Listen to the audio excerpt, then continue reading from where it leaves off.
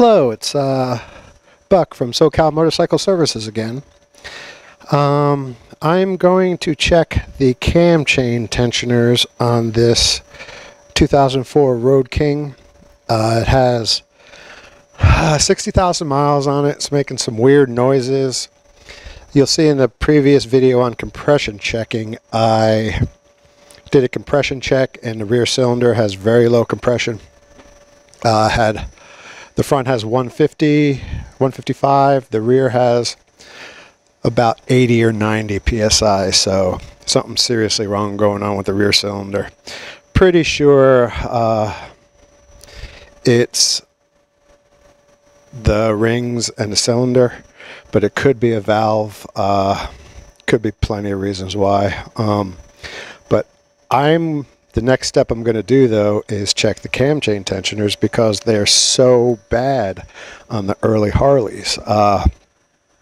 So what I'm going to do is, first thing you have to do is remove the exhaust pipe, the front exhaust. You can get away with just removing the front. Then I removed the rear bolt on the floorboard just to gain access and to actually let you guys get a better view. That I used a 3/8 inch hex ratchet to get it off. Hex bit on a 3/8 inch ratchet also, and it just comes right off. There are two holes, so just make sure when you put it back, you put it in the proper hole. You can have an upper or lower hole. It's determined by your leg length. So we lowered the floorboard, removed the exhaust. Now this is the cam cover. This plate right here is decorative. You could take it off and store stuff back there. There's a little bit of room, but you have to take all those Torx bolts out, and it's a pain. Otherwise, it's decorative. That's where the timing used to be, but now it's all electronic. So what you do is you can refer to my motorcycle tools that you need, and I'm going to use a T-handle with a 3/16 hex bit on it. Make sure you put something to catch the oil. A little bit of oil is going to come out, not too bad. And what I like to do is start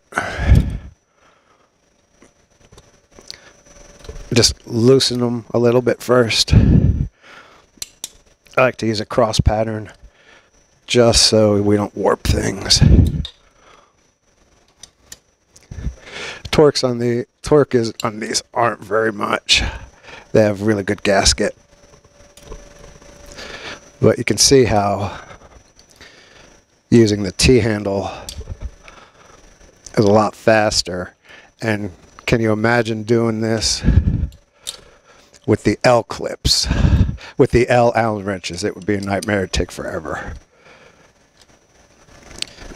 So yes, I use T-handles almost every day. They're fast, efficient, cheap. Last forever. I've had this one for over 10 years. So now making sure everything's loose now. When you go to reinstall it, please remember you have to use a new gasket. I like to use Cometic gaskets. They're steel impregnated with rubber. They never leak. And you're going to want to follow the torque sequence, the bolt tightening sequence, and the torque values. I'll look them up before I put them on. My memory is crazy. I have to I look up all torques before I do it. I don't like to commit them to memory, so that I just make sure I know what they are. Okay, so once it's loose, you can go ahead and start taking them out. I believe these are all the same size, so it doesn't really matter the order. Don't lose them. I'll take out all of them except for the top two, and I use those just to hold it in place while I remove everything else so it doesn't just fall off. And don't be scared, a little bit of oil is going to come out, but it's fine.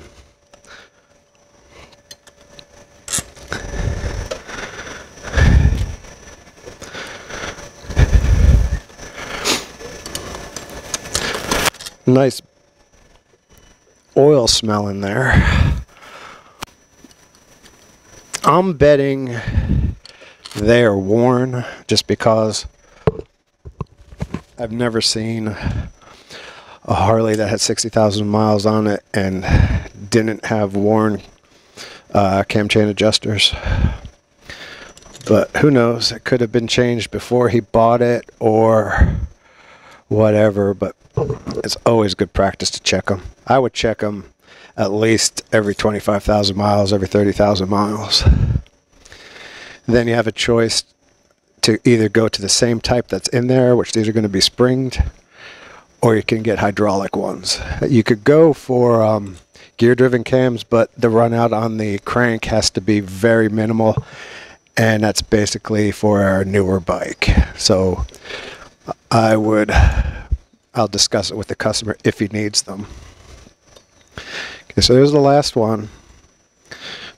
The gasket should hold it on a little bit, but you might have to just crack it off. And it came off really nice.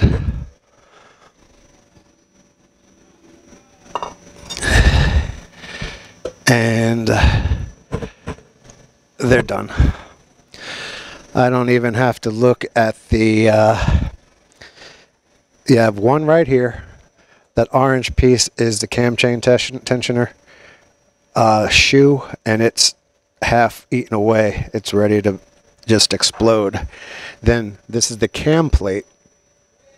Behind the cam plate is another set, and those wear faster than this set, so you know it's going to be time for those as well. Let me grab a quick tool, and I can pull it out. I could move it out for you just to show you what it looks like.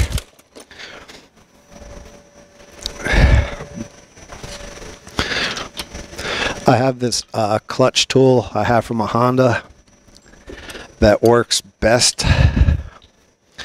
And you can, this hole is for, you could pin it back if you'd like. But we're just going to work it a little bit and see it. Yeah, it's coming all the way apart. Hopefully you can see that. See how it's all eaten up and pieces are falling off it. These tensioners are done. Probably not done enough to cause the compression problem, but we'll be changing these. When you and this is the spring type. You can tell there's a spring right here, and the problem was that these springs were so tight, it would just push the chain in so much it would just eat up those plastic cam chain tensioners. So yeah, that's the best way to check it. Just pop the cover off, doesn't take very long. There's the gasket. Don't forget to replace that gasket. And then there's a whole procedure of taking the cam plate out. If you were to upgrade to more aggressive cams, this would be the time to do it, because you have to take the cams out of the bike. So I would suggest to him that we can get some more aggressive cams if he wants, since we're looking at a top-end rebuild, since that's where the bad compression is. But yeah, that's exactly what a really bad one looks like, and I would think he would have not gotten very far, probably less than 1,000 miles before it shattered.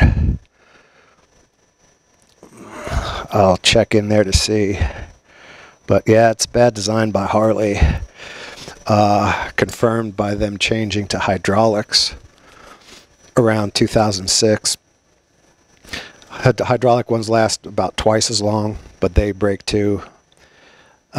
Gear drive's the best, but does make a little noise, and as I said, the run out on the crank has to be very minimal, and they rarely pass the test of being able to go to gear driven cams. But so you got two cams. You got one cam behind here, one cam behind here. They're connected by an inner cam chain, and this is the crank. It turns the cam.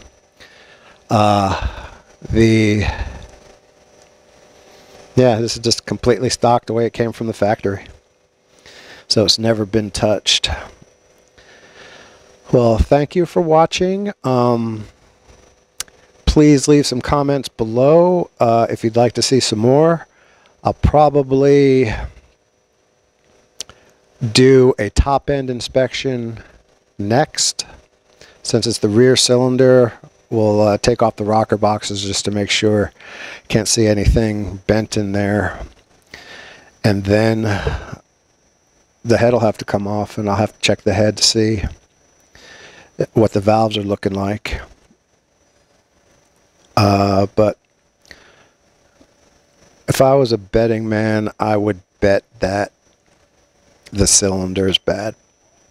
It's all scored up, and the piston rings are done.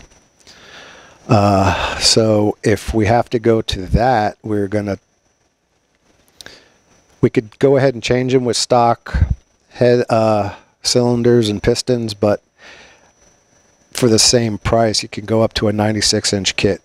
Turns the twin cam 88 to a 96 cubic inch. Makes better power. We'd also put in a little bit higher compression pistons to build up the compression. But yeah, there we are. Please subscribe, share the video, and let me know what you'd like to see. Thank you.